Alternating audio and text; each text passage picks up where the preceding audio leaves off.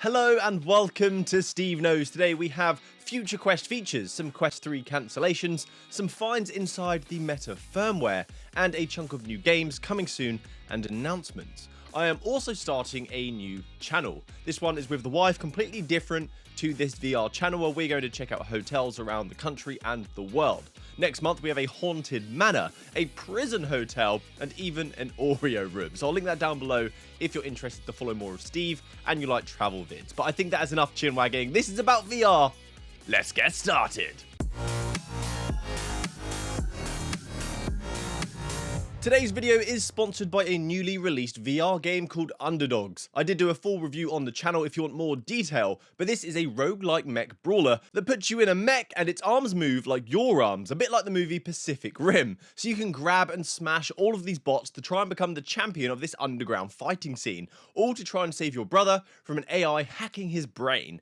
This title has a really comic style to it, it's very dark, has a Roadman London vibe to the whole experience, but it has such fantastic soundtracks. You will get hot and you will get sweaty, but the gameplay is very addictive. If you're interested in this title, I'll leave the full review down below and the game link. There is also a chance to win one of 10 Quest 3 headsets as part of its release, so that will also be down below in the description.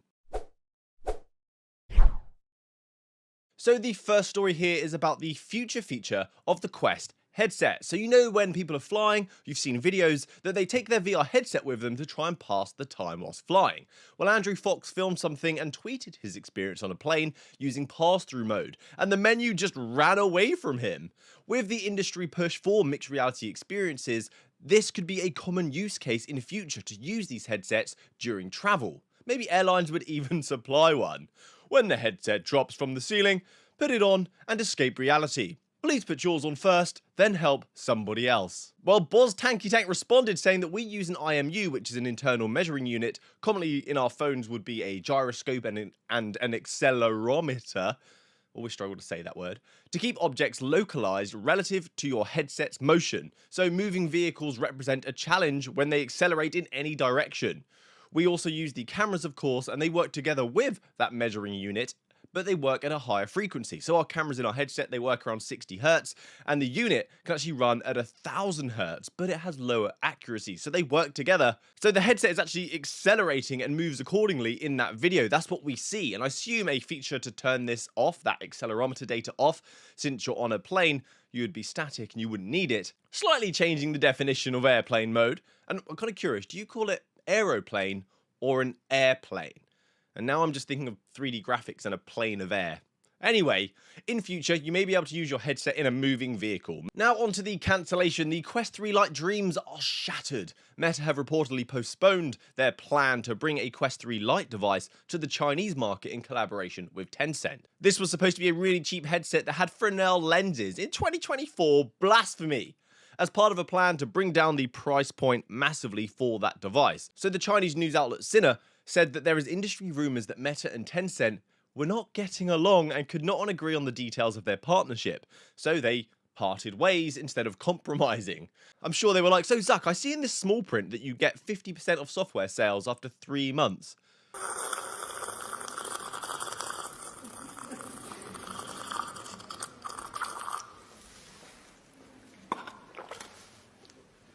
But let's move on to something a little bit more exciting, a little bit more revolutionary, and that is Luna is at it again, scouring the version 62 firmware of our Quests, and they came across something interesting, some XML that referred to the Codec avatars. Although please be aware, this snippet of code doesn't mean the feature will actually come to fruition, or that it's around the corner anytime soon, because we've seen this before with Avalanche, the cloud PC VR service that they found. Where is it? That was ages ago. But the Quest Pro was spotted in this, but that took a year for it to reveal itself, but it was true. And SpaceSense was also discovered, and that came just after a couple of months in a software update. So we just don't know the timeline or if it's real, although codec avatars are something they've been banging on about for absolutely ages, even demonstrating it several times. So I think there is some validity to this. With Apple also doing facial scans and an avatar thing for video calls, it seems maybe a push is occurring to do a mobile scan and be able to construct your virtual avatar. Is this a pipe dream? Is this all just hope or speculation? It's definitely speculation at this point, but something is happening. Obviously, the thing I want in VR where I can visit infinite worlds and be who I want to be and be anything I feel. No, let me just be myself. That's the best I can be. Me. I was actually trying to be sarcastic there, but it kind of came out rather cute. You are the best. Moving on to something kind of cool now around the XR space, and a little confession.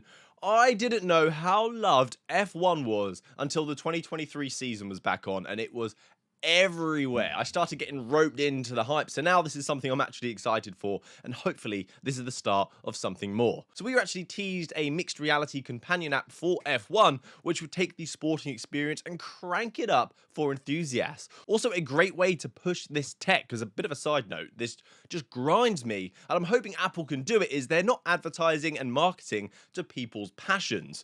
Give them a reason to adopt. It's always business. People don't want to work, and then the business features suck. You can play games which are decent, but not everyone wants to play video games. For the world to adopt, we need to see passion and family being integrated into these devices. Do what others cannot do and don't do with this tech. But anyway, this companion app concept looks to allow you to follow the racing in F1 in real time on a virtual race course on your table. So you can see the racing lines, the entire track as it happens in real time, and as you move in closer, you can also see the POV cameras of those racers. The creator of this, John Laporte, thank you so much. He did enter this into a competition with F1, and he came second, but sad. I'm hoping to see this officially happen, especially with the release of the Apple Vision Pro, some partnership going on there, maybe some advertising. Is Tim Cook into cars though? He seems like he's more into trains. Now onto some games. I've got a dedicated section this week because there's quite a few to go over. There's so many games that have been announced, games coming soon, games that have just dropped, and those deserving of a little shout out. And we are starting with Hunt Together. This is a PvP psychological VR horror experience, and I love creepy ass games with an action edge. So this is a multiplayer only title where you can play with up to 4 people per game. You can choose between being a hunter or a ghost, and of course you'll get different abilities depending on who you choose. So you can do 1v1 or 1v3, and your goal is to take out the opponent with the environment, some items you find, and your skills. They've even got a progression system in the game and cosmetics for your character, so there is some additional objective for this online experience. This is actually out now, released a couple of days ago on Quest, and it's coming soon to Steam VR in February, and will support cross-platform play. Ghosts of Tabor gets promoted. Congratulations. They are moving up to the official store. It's like a nursery graduation. You go into high school, Tabor. You know what? That's not a bad name. Could I call my kid Tabor? Ghosts of Tabor has earned over $10 million across the platforms and hit 500,000 players. This extraction-styled shooter from Combat Waffles, the development studio, has broken through in the VR space and deserves every bit of success. You'll see this on the official store from February the 8th.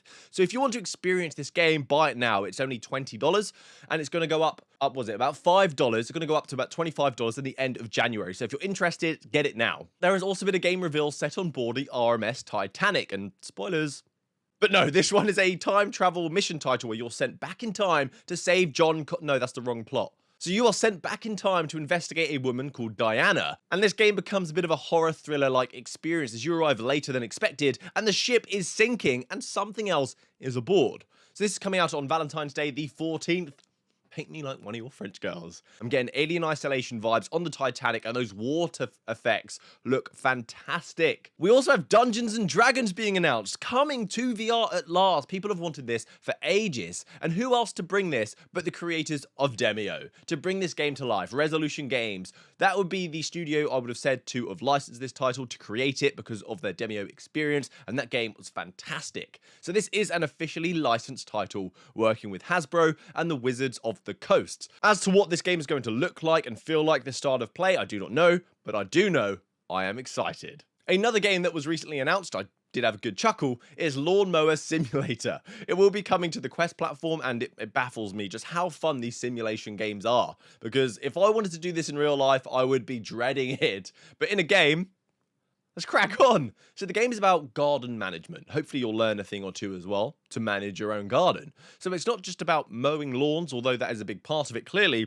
There is equipment maintenance involved, and from official branding. There's also unlockables as you progress through the game, and this is expected to drop on March the 21st, ready for the spring gardening season. Perfect timing. So that's it from me today, guys. Thank you so much for watching to the end of the video. I hope you have a great week, and there was something here to get you excited, something to look forward to, because I feel like you need that in life. At least I do.